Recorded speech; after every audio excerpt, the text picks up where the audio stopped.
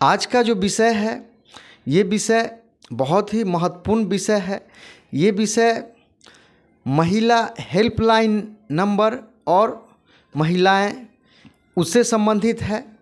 1985 में महिला एवं बाल विकास विभाग मानव संसाधन विकास विभाग के एक इकाई के रूप में कार्य कर रही थी 1985 से, जिसको 2006 में स्वतंत्र मंत्रालय का जिम्मा दे दिया गया, जिसका काम है महिला एवं बच्चों के समग्र विकास के लिए देखभाल करना।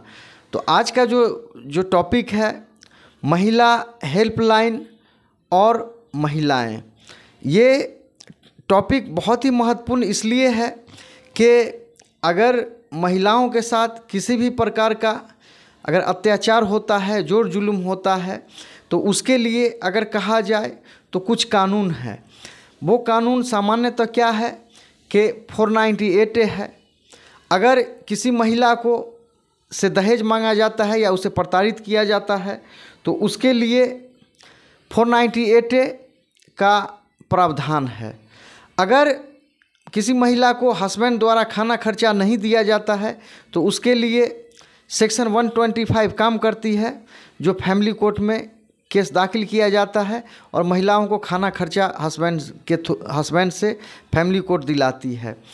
अगर महिला को उसके हस्बैंड द्वारा या उसकी ननद द्वारा या सास द्वारा या परिवार के अन्य सदस्यों द्वारा अगर किसी प्रकार का हिंसा अगर महिलाओं के साथ होता है या किया जाता है तो उसके लिए डोमेस्टिक वायलेंस महिलाएं फाइल करती हैं। इसके अलावा और भी कानून है। लेकिन चैलेंज क्या है, यहाँ समस्या क्या है कि कुछ महिलाएं कोर्ट का चक्कर लगाने से या कोर्ट में केस करने से वो बचना चाहती हैं।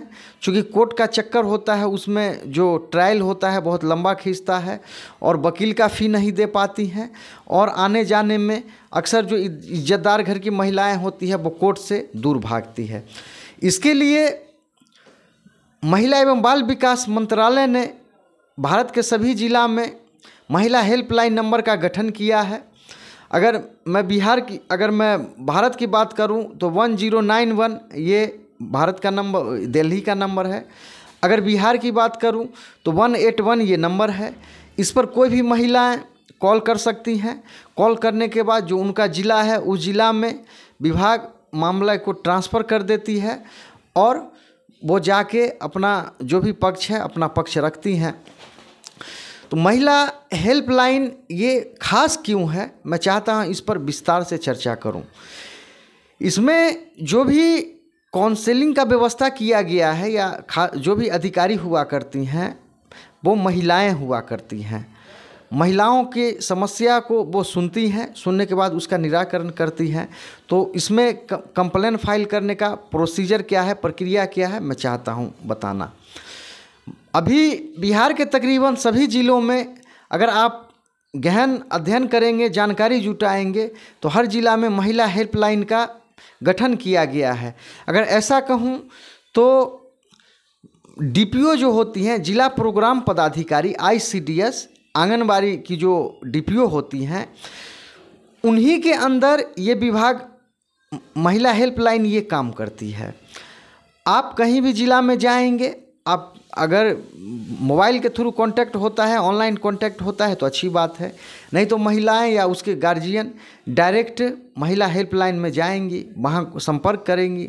संपर्क करने के बाद जो उनका शिकायत है वो शिकायत वहाँ दर्ज कराएंगी।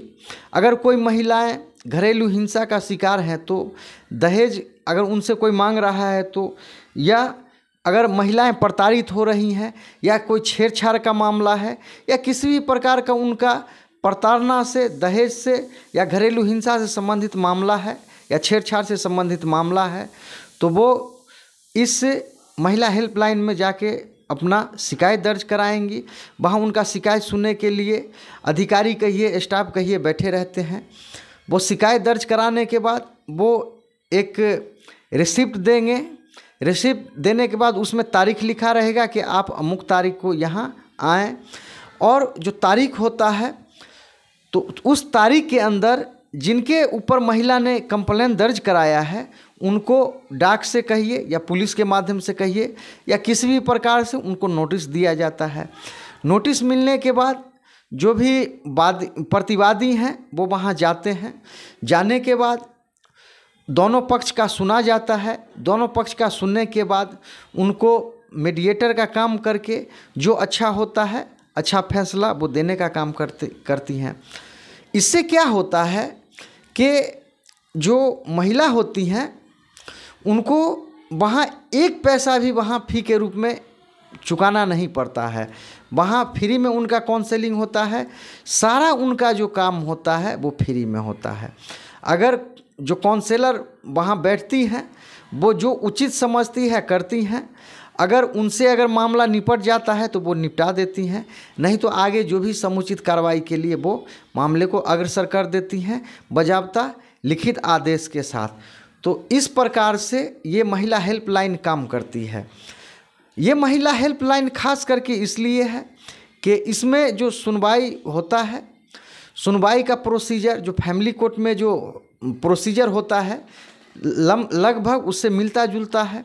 इसमें दोनों पक्ष को आमने सामने बैठा के दोनों पक्ष का गिला शिकवा को दूर किया जाता है। ऐसा देखने को मिलता है कि अधिकतर मामला सेटलमेंट हो जाता है। नहीं तो गांव में क्या होता है कि जानकारी के अभाव में जब इस प्रकार का मैटर होता है, या तो घरेलू हिंसा कहिए या प्रताड़ना का मामला कहिए या दहेज का मामला कहिए, जानकारी के अभाव में क्या करते हैं, थाना जाते हैं और थाना उनके घर तक आती है। आने के बाद जो भी समुचित कदम उठाती है, लेकिन थाना समुचित रूप से काउंसलिंग नहीं कर पाती है, जिसके कारण मामला जैसा होता है वैसा ही रह जाता है और इसका निराकरण नहीं हो पाता है। लेकिन महिला हेल्पलाइन ये ऐसा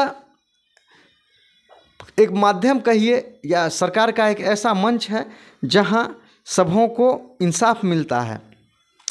अगर हेल्पलाइन नंबर में 181 में अगर कॉल करते हैं जैसा, तो इसमें जो ध्यान देने वाली बातें होती है तो वो दो चीज़ों पर ध्यान देते हैं कि एक इमरजेंसी मैटर होता है, एक नॉन इमरजेंसी होता है। अगर किसी महिला को आग लगा के जला के मार दिया जाता हो तो ये इमरजेंसी में आता है। अगर गाली गलौज का मामला हुआ, दहेज का मामला हुआ, प्रताड़ित का मामला हुआ या घरेलू हिंसा का मामला हुआ तो इसमें हेल्पलाइन नंबर उनका जो भी नज़दीक का ज़िला होता है वो वहाँ मामले को, कंप्लेन को वो वहाँ भेज देती है और उनसे कहती है कि जाइए आप वहाँ अपना जो भी है सुनवाई में आप अपीयर होइए। तो इस प्रकार से ये महिलाओं के लिए महिला बाल विकास मंत्रालय स्टेट लेवल पर कहिए, केंद्रीय लेवल पर कहिए, ये अच्छा काम करती है। और इसका मैंने बताया कि इसमें जो सुनवाई होती है महिला होती है, सुनवाई के लिए जो भी अधिकारी होती हैं महिलाएं होती है। इस प्रकार से महिलाओं का जो समस्या का समाधान है वो जल्दी होता है और एक भी पैसा नहीं लगता है। और तो और जो महिलाओं का शिकायत जो होता है उसको सुरक्षित रखा जाता है और इंसाफ जो है इसमें तुरंत मिलता है। अगर किसी कारणवश अगर सर्विस नहीं हो पाता है, नोटिस अगर नहीं मिल पाता है तो फिर वो सर्विस के लिए फिर से भेजा जाता है। और अगर किसी प्रकार से अगर मामला फंसता है तो नज़दीक के थाने से कांटेक्ट करके और प्रतिवादी को बुलाया जाता है या उस पर एक्शन लिया जाता है। अगर कहीं अगर माइनर बच्ची का या बच्चों का अगर शादी होता है तो इसके लिए भी हेल्पलाइन काम करती है। तो ऐसा कहा जाए कि ये संस्था महिला हेल्पलाइन हर ज़िला में है। अगर किसी भी महिला को ऐसा लगता है कि उनके साथ इंसाफ नहीं हो रहा है, वो प्रताड़ना की शिकार हो रही हैं, उनसे दहेज मांगा जा रहा है, उनके साथ घरेलू हिंसा किया जा रहा है, तो महिला हेल्पलाइन हर ज़िला में काम करती है और ये फ्री काम करती है। तो मैं समझता हूँ कि आप जो भी महिलाएं या उनके गार्जियन अगर आपके घर में भी इस प्रकार से अगर कोई समस्या है आपके परिवार में, तो आप महिला हेल्पलाइन से कांटेक्ट करके डायरेक्ट आप अपने समस्या को वहाँ रख सकते हैं। और मैं उम्मीद रखता हूँ कि आपके समस्या पर अविलंब कार्रवाई होगी और आपको इंसाफ मिलेगा। अच्छी बात यह है कि इसमें वकील का भी ज़रूरत नहीं है। इसमें घर के कोई भी खास जो सदस्य हैं वो साथ में जा सकते हैं और महिला को डायरेक्ट अपना पक्ष रखने का इसमें अवसर मिलता है और काउंसलिंग का सारा व्यवस्था है। अगर ऐसा कहूँ कि मैं अपना अनुभव बताऊं तो महिला हेल्पलाइन में मैंने बहुत से मामला को देखा है जिसमें ईमानदारी के साथ उनके समस्या का समाधान होता है और उनको वो खुश हो के वहाँ से लौटती हैं।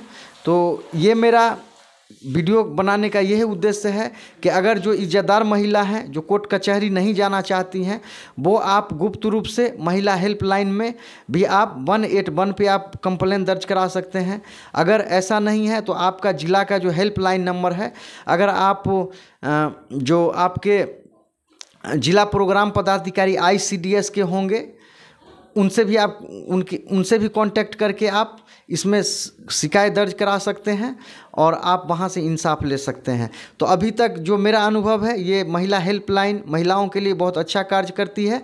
अगर हस्बैंड है तो हस्बैंड को नोटिस देती है या उसके रिलेशन वाले को नोटिस देती है और समस्या का समाधान करती है। तो अगर किन्हीं के भी घर में समस्या है तो महिला हेल्पलाइन का लाभ उठाएं। मैं आशा उम्मीद करता हूं कि ये ज़रूर आपको इंसाफ दिलाने में आपको सहयोग करेगी। और यहाँ अच्छी बात यह है कि फ़ी नहीं लगता है। पहले भी मैं बताया हूं कि इसमें महिलाओं का समस्या महिलाओं द्वारा ही इसमें सुना जाता है और उनके समस्या का निराकरण किया जाता है। अगर मेरा ये कहना है कि ये महिला हेल्पलाइन महिलाओं के लिए अच्छा कार्य कर रही है और आप तक ये जानकारी पहुंचना ज़रूरी था, तो मैं उम्मीद करता हूं कि आप इस चैनल को सब्सक्राइब कर लेंगे, लाइक कर लेंगे, घंटी को दबा देंगे और आपको इसी प्रकार से और भी आप तक वीडियो जाएगा। आपको वीडियो देखने के लिए बहुत बहुत धन्यवाद और उम्मीद करता हूं कि महिला हेल्पलाइन जो हर ज़िला में कार्य कर रही है, आप उनसे अगर आपके अड़ोस पड़ोस में भी कोई महिला अगर प्रताड़ित हो रही है, उससे दहेज मांगा जा रहा है या नहीं तो अगर उस घरेलू हिंसा का शिकार हो रही है तो आप उनको बताएं कि महिला हेल्पलाइन हर ज़िला में कार्य कर रही है। वहाँ वो जाके संपर्क करेंगी, अपना कंप्लेन दर्ज कराएंगी, उनके साथ काउंसलिंग होगा और उनका जो भी है समस्या का निराकरण होगा। तो आपको वीडियो देखने के लिए आपका बहुत बहुत धन्यवाद।